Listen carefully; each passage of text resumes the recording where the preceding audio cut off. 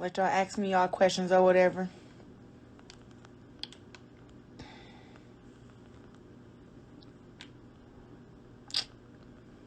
I don't know why I think it should do that.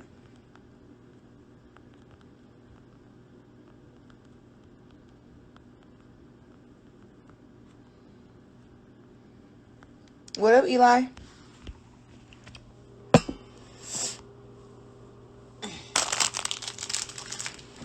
Ugh. How's training going? Oh, I knew that question was coming sooner than later. Training is going good. Today I did some Brazilian jiu-jitsu and learned some good positions and how to, get good positioning and where to grab and everything. And today was just very, very good. I mean, all the days have been very, very good here. Haven't really had any bad training days. Who's that? YNJ. YNJ, what's good, my brother? Yeah, I'm just really having a good time getting ready. Today I trained with Professor Tusa. And we drilled for about a good hour or two on jiu-jitsu on my back, on top, side mounts and stuff. Just trying to get me prepared to go live or whatever. But they really doing like a lot of teaching and everything. I'm just kind of, listening. Nah, it's by far not easy, but also too it's not hard. Like I'm kind of shocked on how fast I've been picking up on everything. And it's just been it's been a great camp this far. I have another week here. Then I can go home, celebrate Christmas, then come back again. So it's all cool.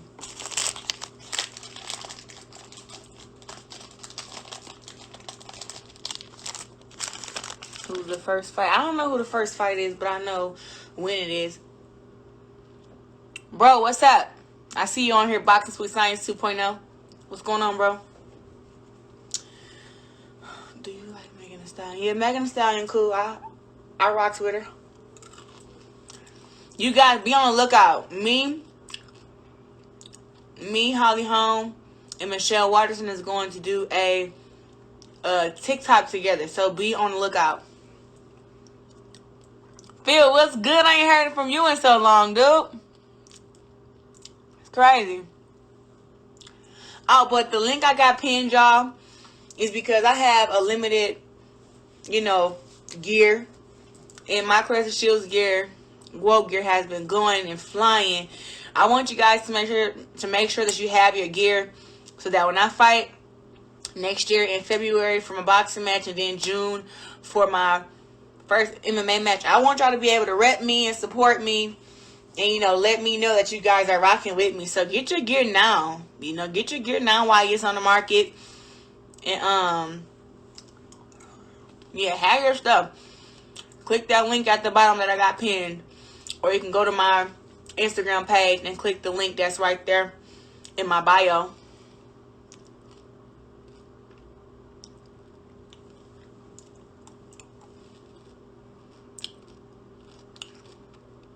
I need a blazer. Hey, Miss Corey. Are your shorts 3 and 4XL? No. I'm just a large or extra large. I do have to watch that Hector Camacho movie, though. I haven't watched it yet. Haven't watched it. What do I want for Christmas? I want these $1,500 Burberry shoes. I want a MacBook. I want a Gwoat chain. Like a big Gwoat golded out chain. You know what I'm saying? I want some nice workout clothes, stuff that's cute. I don't know. More clothes, more shoes. I don't know.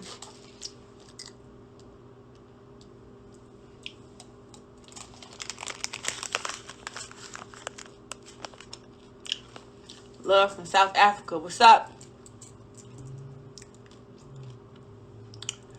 I actually love training with Johnny Bones, man. Like, he's so serious in the gym. Then he's a nutcase out the gym. He's funny as hell. But even in the gym, like, he explains things very well. He don't mind breaking things down to like a level 1. Or even when I catch on breaking it down from a level 5 and getting us to level 10. He don't mind breaking it down.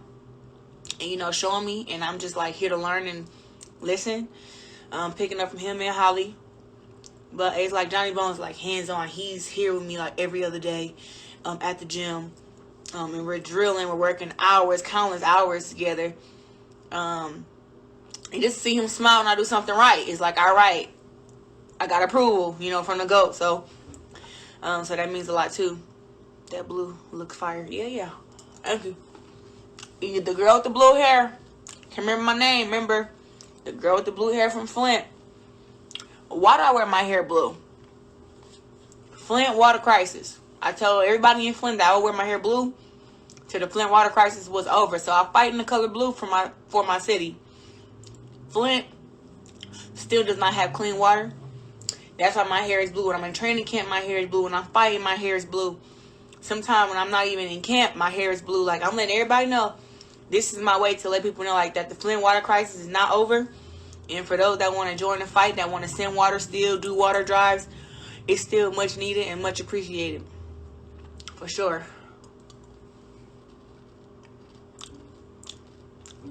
How did I feel about Conor giving me props? I was super just humbled to see that Conor McGregor reached out and gave some advice and wished me good luck on his journey. You know, I'm happy that he even know who the hell I am. You know, and people say in boxing, the network try to tell me that I'm not big enough, and I have fans all over. Like, I got MMA fans, and I have regular fans, and I have old ladies who just love my story and love how I conquered things. I got, you know, people who don't even like women's boxing, but they like the way that I box, you know. So I have fans all over. I've been on top of the world twice, and to see that, you know, Conor is actually watching, you know, hopefully he take it a step further and actually come to a fight or something. That'd be dope.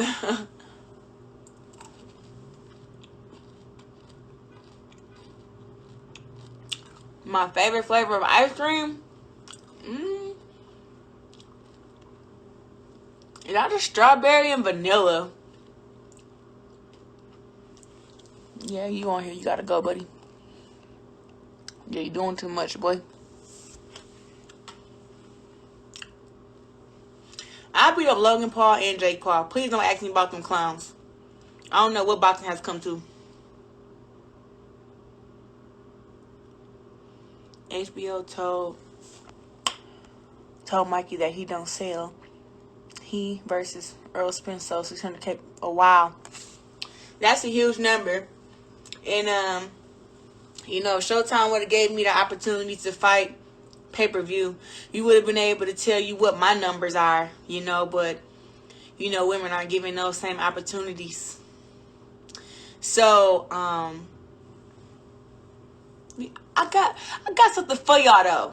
100. How are you feeling, sis? Bro, I actually feel really good. Like, I got so much knowledge. I got so many notes that I'm going over. I got so many videos I'm watching just to put the stuff that I'm learning into MMA action.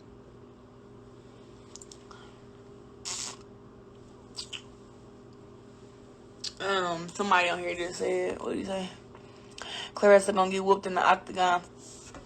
Let me tell you something. I'm trying to figure out. I don't never sugarcoat nothing, so I ain't gonna start now. For anybody that's like sitting here telling me that I'm not gonna do good in MMA, I want to tell you, like, you don't know who the fuck I am. I mean that from the bottom of my heart. You don't know who I am. Like, I'm not a person to sit around and not prepare. I've lived by the 5 P's my entire life. Proper preparation prevents poor performance. Okay? And I'm going to do very well. I'm going to make sure of it. So, y'all can do whatever and say whatever y'all want to say. But it ain't... Listen, y'all don't... All y'all doubters don't change nothing. To everybody that support me, I love y'all and I appreciate y'all.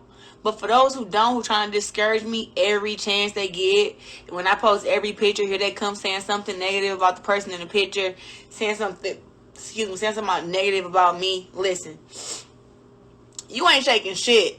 All you doing is making me laugh and making me get more serious than what I already am.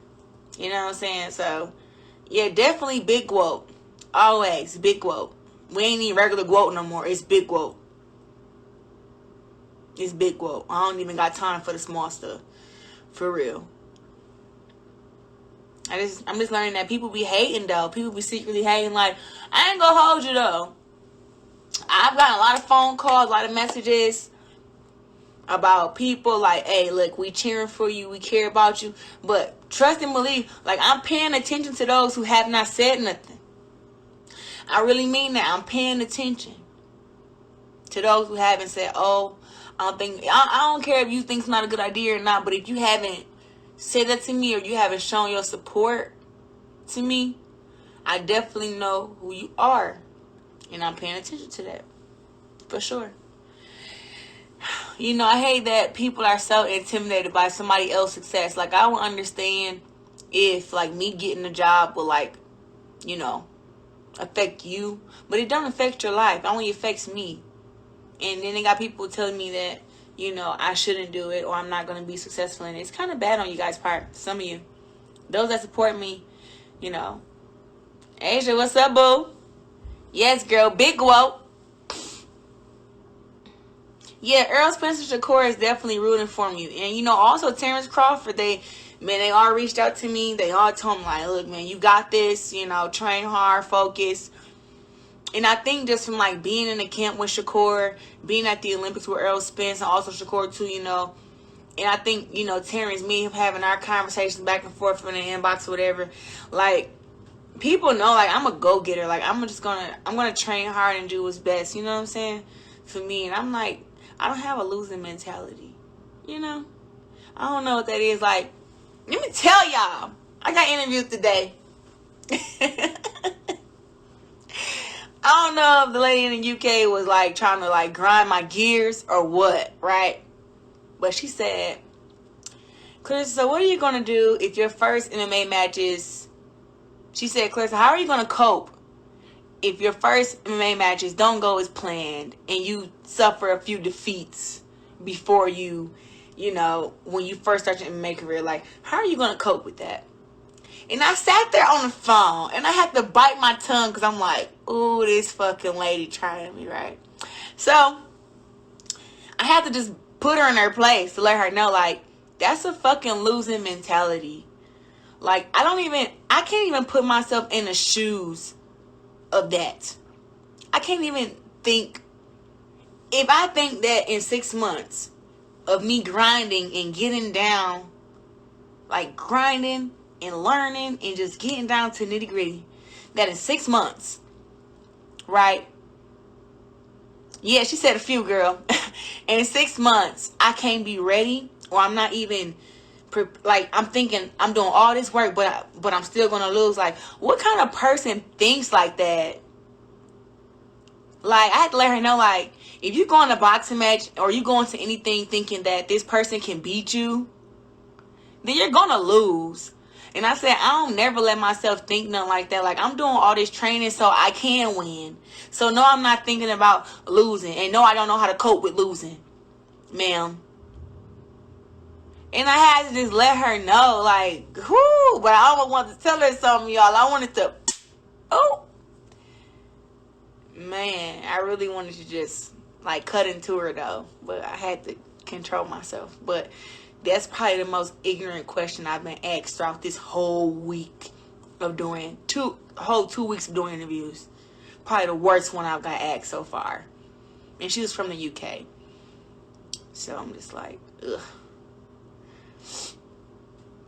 That was the question, though, y'all.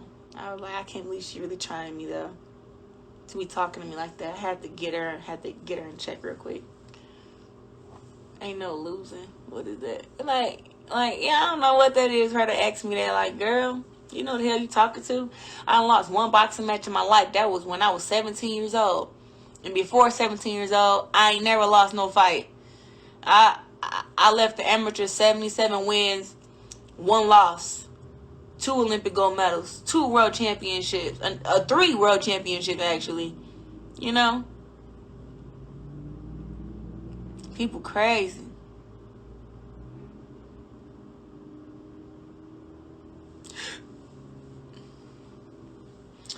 My most eye-opening experience so far has been honestly like how quick I learned. Like having to actually start at a beginner level of something, right?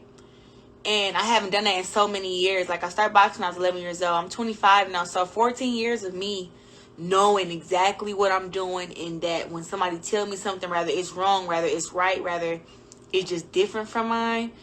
And to see that start from the bottom and actually be learning, I kind of forgot how smart I am and how quick I pick up on things. And I also too forgot like how athletic I am. Like it's been some stuff that I didn't even know that I could do physically with my body because I don't use certain muscles. Like I've never kicked anybody in boxing. You don't even lift your leg up in boxing. You kind of just, bounce in and out, or whatever. And it's like now I have to, get ready for these kicks. And you got to stand a certain way. You got to open up your hips. And you got to, even like using your arms. And in MMA, you use your head, shoulder, chest. Everything is a weapon. Legs, feet, everything is a weapon. And it's an eye-opener that no matter whether you're on top or whether you're on bottom, you're always at some kind of advantage. And there's always a way out. There's a way in. And that's been the biggest eye-opener for me. And also, too, like, I thought I would literally hate wrestling. I thought I would hate jiu-jitsu. I didn't think I would be able to get it just because, I'm a boxer. I'm used to standing up. But I've seen that over the last, week or so after drilling and learning just the basics, that I'm really going to like that stuff more than what I thought.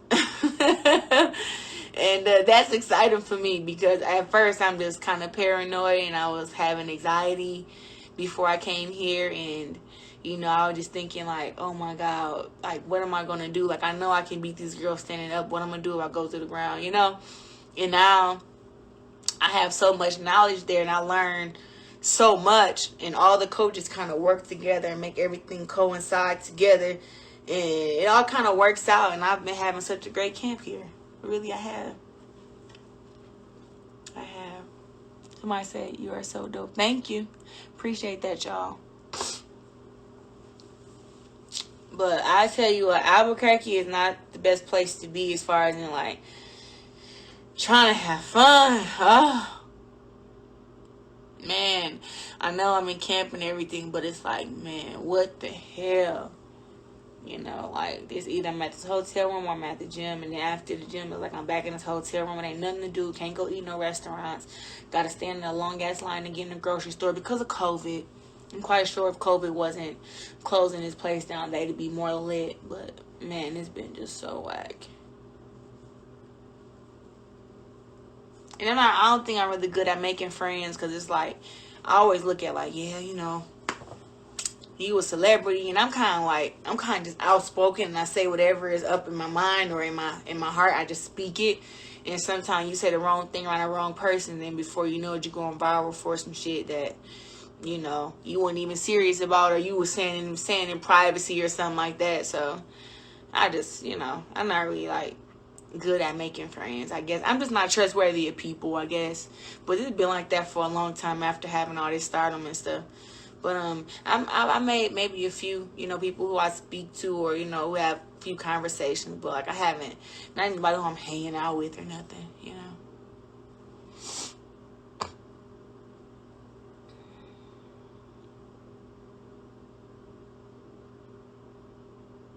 I'm learning so much though, like, and I love when I hear the coaches like, "Wow, you caught on that quick. Oh, you already doing that. We were just going to tell you to do like my body is doing stuff that I'm just like, oh, when they show me something, I'm like, oh, okay, go here. It's just like crazy stuff, and I'm like, this stuff crazy. It's so crazy for real.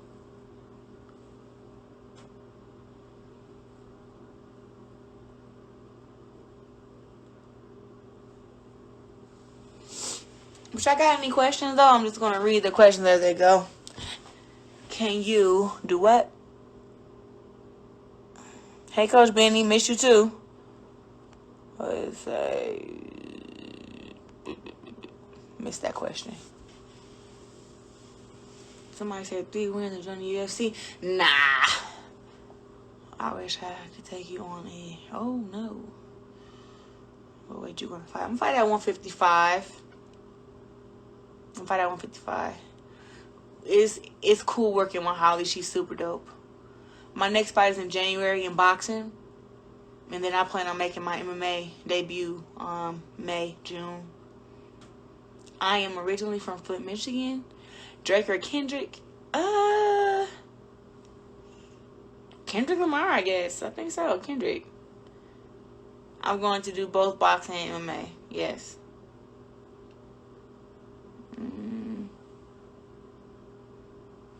What's the hardest thing about changing from boxing to MMA? The hardest thing is